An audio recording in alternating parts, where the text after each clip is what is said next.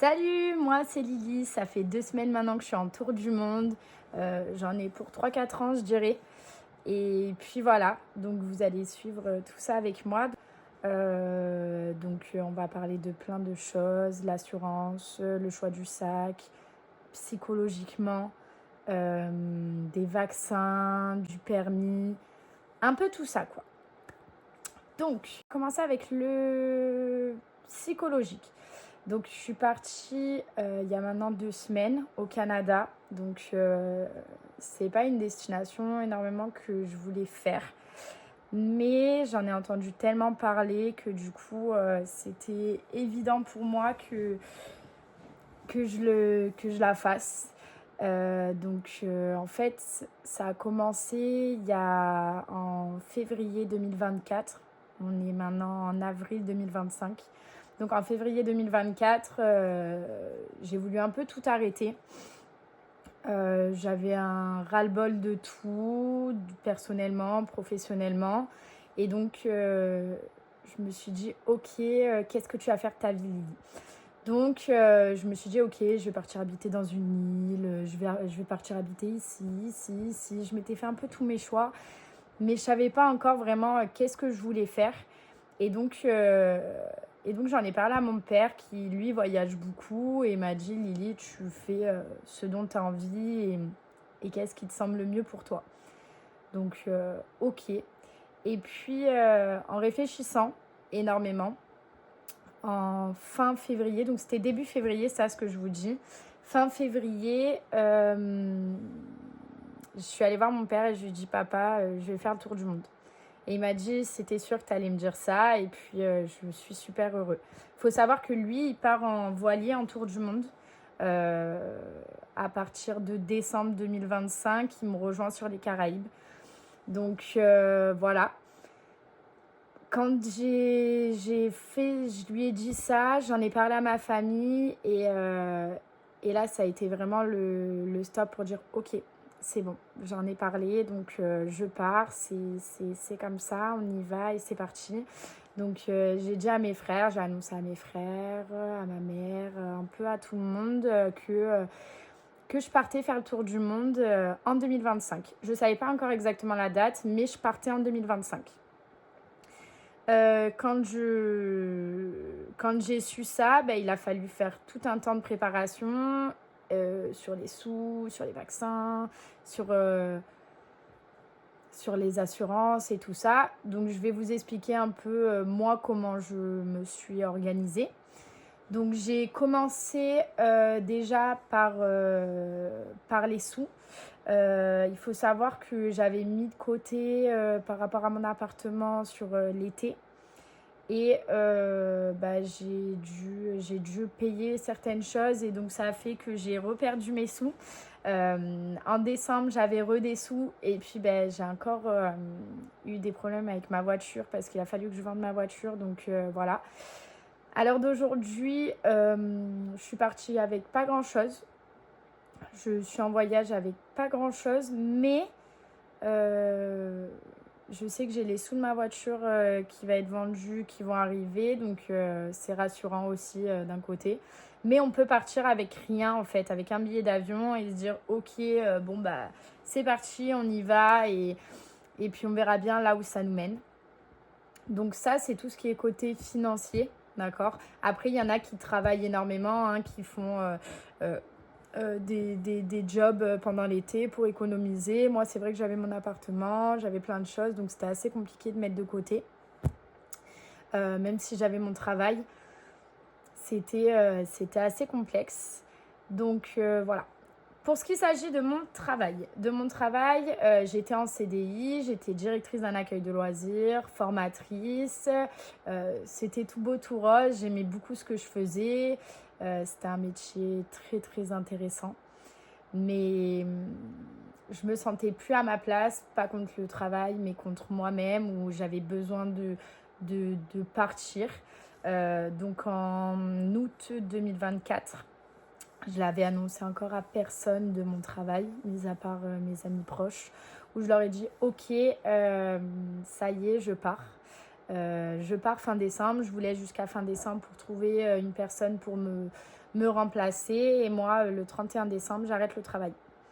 Donc, quand ils ont su ça, ils ont commencé à chercher quelque chose. Moi, je savais que là, j'avais fait un step énorme de me dire « Ok, j'arrête le travail ». Et à la suite de ça, donc je leur ai dit en août, en octobre, j'ai réservé mon premier billet d'avion pour le Canada. Donc, pour le 26 mars, on est aujourd'hui le 7 avril. Ça fait maintenant 2 semaines que je suis au Canada, donc j'ai fait Montréal et Québec. C'est des destinations qui sont très froides, qui sont magnifiques. Mais c'est pas moi parce que moi j'aime le chaud, j'aime les îles. Après, c'était à faire et s'il fallait le refaire, je le referais. Parce que c'est vraiment, vraiment quelque chose d'incroyable à faire, le Canada. Et je pense que je reste que à Montréal et Québec, mais il faudrait que j'aille faire énormément de choses. Donc voilà. Pour ce qui s'agit du logement, je suis en woofing. Donc là, je suis dans un logement, je suis dans un chalet à Québec. Et je travaille en fait pour quelqu'un. Donc moi, ce que je fais, c'est du ménage. Donc voilà, ça va être le matin, 2h le matin, 2h le soir. Et un jour je taffe, un jour je taffe pas. Et du coup, ça me permet de pouvoir visiter plein de choses. Et ça, c'est vraiment cool. Donc je reste 2 semaines et demie. Donc là, jusqu'au 16 avril, je reste avec eux. Donc ça me permet d'avoir un logement en fait jusqu'au 16 avril. Après, du 16 avril, en fait, j'ai réservé New York. Et après New York, San Antonio au Texas. Après San Antonio, je me laisse guider, je pars sur l'Amérique du Sud, je me laisse guider. Mais voilà un peu pour le côté financement aussi, c'est que on n'est pas obligé en fait de payer des hôtels, payer des Airbnb ou des auberges de jeunesse. Il y a des sites qui sont super pour ça et je vais en parler juste après. Donc, pour ce qui s'agit du woofing, le woofing, donc c'est des personnes qui vont vous héberger, qui vont vous nourrir. En fait, c'est logement, nourriture et lavage aussi de vêtements. Et en fait, en contrepartie, vous travaillez pour eux. Donc, ça dépend de chaque woofing. Hein. Vous pouvez faire du ménage, du jardinage, du bricolage, garder des enfants, n'importe. Il y a plein de plateformes. Moi, je suis sur Helpix et Worldpacker. Et c'est vraiment top. C'est vraiment deux sites qui sont super. Donc, il faut payer au début. C'est une trentaine d'euros, cinquantaine d'euros pour un an. Donc, c'est très bien. Voilà. Donc ça, c'est ce qu'il s'agit du woofing. Parler maintenant des vaccins. Donc moi, il faut savoir que je suis partie il y a 5 ans, 6 ans maintenant au Texas, en Amérique. Et donc, j'ai dû faire énormément de vaccins parce que j'étais partie avec un organisme. Donc, quand je suis partie avec l'organisme, j'ai fait énormément de vaccins. Après, je suis partie au Sénégal, donc j'ai fait aussi la fièvre jaune. J'ai fait vraiment tous les vaccins en fait qu'on demande en fait en voyage. Il m'en manquait un, je ne sais plus lequel c'est, mais il m'en manquait un que j'ai fait là récemment, 2 mois avant de partir. Donc là, je suis à jour de mes vaccins jusqu'à mes 25 ans. À mes 25 ans, il faudra que je fasse une piqûre de rappel. Donc je pense que je reviendrai en France pour refaire une piqûre de rappel. Donc voilà. Ça, c'est ce qu'il s'agit des vaccins, mais renseignez-vous à l'avance. Moi, je savais que j'en avais pas beaucoup à faire, donc juste un. Mais si vous en avez beaucoup à faire, au moins 3-4 mois avant, regardez, parce que si vous en avez beaucoup, il faut quand même espacer le temps. Et voilà. Donc pour ce qui s'agit des visas, moi je savais que je partais au Canada et après en Amérique. Après je sais que je pars en Amérique du Sud. Mais pour tout ce qui est le Canada, on a besoin d'un visa. Le visa, on a besoin d'un visa. Pour le woofing, c'est qu'un visa touriste. Après, si vous voulez travailler en PVT, là, c'est un visa PVT. Et du coup, c'est tellement plus compliqué parce que c'est sur liste d'attente et tout ça. Donc, je vous conseille, en fait, de faire du woofing, tout simplement. Et d'être en visa touriste.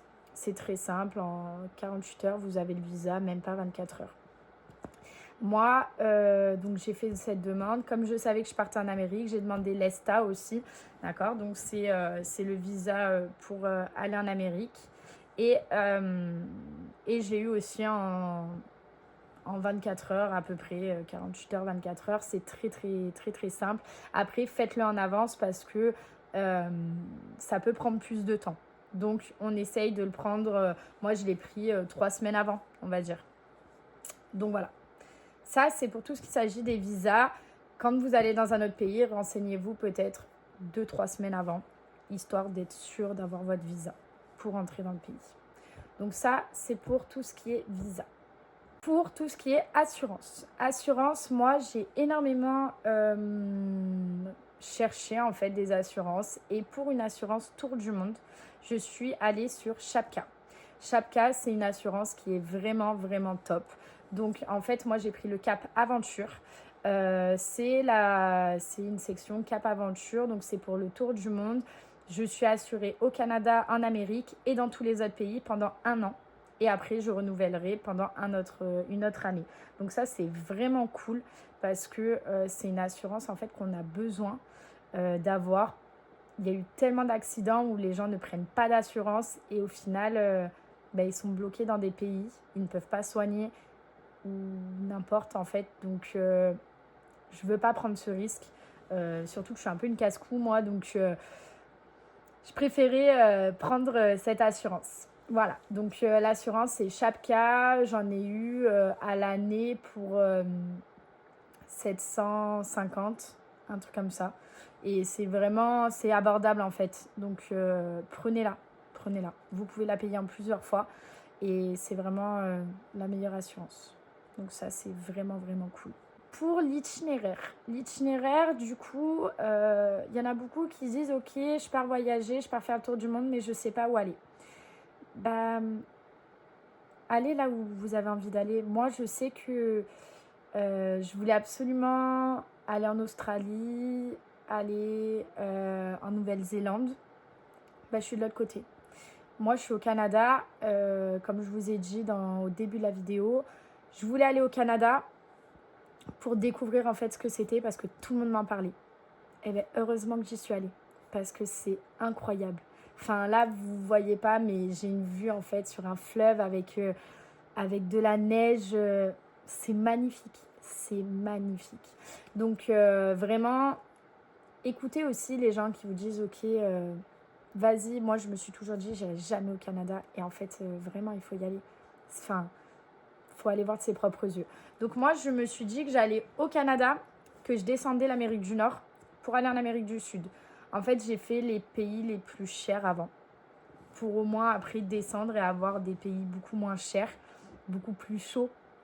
Et voilà. Le projet, c'est... j'ai mon chat qui est derrière moi. Coucou. Donc, en fait, le projet, c'est de descendre du Canada, de passer par les États-Unis, donc de faire New York, Texas, et après de faire le Mexique, descendre au Costa Rica et après faire toute l'Amérique du Sud. Mon but, et donc j'ai déjà pris le billet d'avion, en décembre, le 2 décembre, il faut que je sois en Colombie pour prendre un billet pour la République dominicaine. Je reste 3 semaines là-bas et après je pars en Martinique parce que pendant 6 mois, je vais faire toutes les Caraïbes avec mon père. Toutes les Antilles, en fait, avec mon père, je vais les faire en bateau. Il me rejoint et on fait toutes les Caraïbes. Donc ça, c'est vraiment un plus, en fait, dans mon tour du monde. C'est que ça va être magnifique. Et il me redépose, en fait, à Miami. Donc je repasse par les États-Unis. Je vais faire Miami, Los Angeles. Et après, je pars sur Hawaï et tout le Pacifique. Donc l'Asie, l'Australie, Nouvelle-Zélande, Nouvelle-Calédonie. Donc voilà, ça c'est un peu mon itinéraire que je me suis donné. Après, c'est pour ça que j'ai réservé l'Amérique du Nord. Mais après l'Amérique du Sud, j'irai réserver parce qu'on fait tellement des rencontres en fait inattendues qu'on ne sait pas où est-ce qu'on va aller. Donc voilà. C'est un peu mon truc. Et après, l'Asie, l'Asie, l'Australie et tout ça, je partirai. En fait, je continuerai sur le Sri Lanka et après je descends les îles, La Réunion, Madagascar et après je passe par l'Afrique pour revenir en France. Ça serait mon but. Après, je sais pas, peut-être que je vais m'arrêter à un endroit qui va tellement me plaire que je vais rester là-bas, quoi. Donc voilà, ça c'est pour tout ce qui est itinéraire. Pour ce qui est d'appartement, voiture, donc moi, mon appartement, j'ai acheté, je suis propriétaire. Et donc, j'ai mis mon appartement en location à partir de fin janvier. Donc, j'ai eu de la chance d'avoir une de mes meilleures amies qui m'a hébergée en fait pendant 2 mois où elle n'était pas là et du coup, son logement était libre. Donc, j'ai pu aller dans ce logement. Ça a été vraiment un plus pour moi au niveau du loyer. Donc là, j'ai pu vraiment mettre de côté. Donc du coup, ça a fait que mon appartement a été mis en location. J'ai mon petit chat qui est resté dans l'appartement. Donc c'est de famille, hein, c'est mon beau-frère qui prend mon appartement et donc mon chat a pu rester dans l'appartement. Ça, c'est vraiment un gros plus. Donc ça, c'est pour l'appartement que j'ai mis en location et que si jamais il se passe quoi que ce soit, il y a mes frères aussi qui sont présents en France pour pouvoir reprendre la location si jamais il y a un souci. Donc ça, voilà. Après, pour ce qui est de la voiture, alors ça, c'est le regret que j'ai eu, c'est que je m'y suis pris très tard. Je pensais que ma voiture allait être vendue très rapidement et au final, elle n'est toujours pas vendue. Ça fait 2 semaines que je suis partie. Donc ça, c'est un peu le côté négatif où j'aurais dû vraiment m'y mettre à l'avance et que en fait, je m'y suis pris 1 semaine avant en me disant mais c'est bon, ça va partir. Enfin, 2 semaines avant et c'est toujours pas parti. Donc, je l'ai mis dans un organisme. Ils s'en occupent et elle va être vendue. J'ai confiance en eux. Donc... ça devrait le faire et puis voilà, elle va être vendue et ça j'espère de tout cœur pour avoir un peu de sous. Voilà. Donc ça, c'est pour tout ce qui est voiture et appartement. Pour le permis. Donc moi, j'ai mon permis depuis 5 ans maintenant. Ouais, ça fait 5 ans que j'ai mon permis et j'ai fait ma demande de permis international. Je m'y étais pris aussi en retard, ne le faites pas comme moi. Donc je partais en mars et j'ai fait ma demande en décembre. Ça prend 6 mois de base, ça ne prend pas 3 mois. Ok. Et j'ai eu une chance énorme, c'est de recevoir mon permis international 2 semaines avant de partir. Vraiment, j'ai eu énormément de chance, mais ça n'arrive pas tout le temps. C'est vraiment très, très rare. Donc, ne faites pas ça. Prenez une assurance. En fait, prenez les devants maintenant et vous faites votre demande de permis international en ligne. Vous leur envoyez la lettre, l'enveloppe et tout ça. Et ils vous l'envoient directement en boîte aux lettres. Mais par contre, il faut vraiment, vraiment, vraiment s'y prendre à l'avance et pas faire comme moi. Moi, j'ai eu de la chance, mais c'est très bien. Je suis très contente. Mais voilà, j'ai eu chaud quand même. On a failli me l'envoyer par carte postale. Donc voilà. Donc c'est tout un peu pour partir en voyage. C'est un peu tout ce que je peux vous conseiller. Dans une prochaine vidéo, je vous montrerai en fait mon sac, les choses importantes à mettre dans le sac. Donc voilà.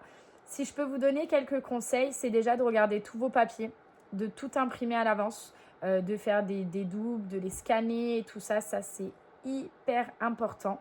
De bien regarder si vous n'avez pas gardé votre carte grise, par exemple, dans votre porte-monnaie. Oui, c'est tout à fait ce qui m'est arrivé.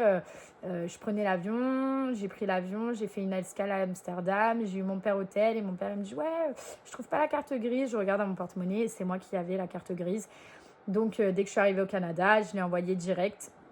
Donc, voilà. Pour éviter ce genre de choses, envoyez regardez que vous n'avez plus rien avec vous en fait qui n'est pas nécessaire en fait dans le voyage. Mais voilà, c'est vraiment les conseils que je peux vous donner et surtout en fait, n'ayez pas peur. Moi, j'ai eu un ressenti où En fait, les 6 mois avant de partir, j'étais hyper heureuse. J'étais vraiment tellement, tellement contente de ma décision de me dire ouais, c'est bon, je l'ai fait, j'ai réussi à faire ça. Et en fait, 2 semaines avant de partir, j'arrivais plus à dormir. Je me demandais vraiment pourquoi j'avais pris cette décision, pourquoi en fait je lâchais toutes mes habitudes pour partir vers l'inconnu. Et ça a été très compliqué. Les 2 derniers jours ont été aussi compliqués parce que, enfin, la dernière semaine, j'ai dit au revoir un peu à tout le monde. Et c'était long en fait parce que je faisais que dire au revoir. Tous les jours, je disais au revoir à quelqu'un. Donc tous les jours, je pleurais. Et en même temps, je partais pas. Donc c'était très compliqué. Et en fait, quand je suis vraiment partie, le moment où je suis partie, où j'ai dit au revoir à l'aéroport, j'en ai encore des frissons, mais c'était une sensation tellement bizarre où ça y est, j'étais partie. J'étais hyper triste de quitter en fait ma famille, mes amis, mais j'étais tellement heureuse de réaliser mon rêve. Donc faites-le. C'est normal qu'on passe par toutes les émotions, mais quand on y est après, quand on est dans l'avion, on ne réalise pas. Moi, je réalise. Là, je réalise, ça fait 2 semaines. J'ai réalisé, là, il y a 2-3 jours que j'étais plus chez moi, en fait, que j'étais à l'autre bout du monde et que c'était une nouvelle aventure pour moi. Mais il faut vraiment y aller, quoi. N'ayez pas peur. C'est le conseil que je peux vous donner, c'est n'ayez pas peur et foncez, quoi. Voilà, sur ce, je vous fais de gros bisous. Et puis, j'ai tout fait tomber. Donc voilà, c'est la fin de ma vidéo et je vous fais de gros bisous et j'espère que cette vidéo vous a plu. Et si elle vous a plu, abonnez-vous.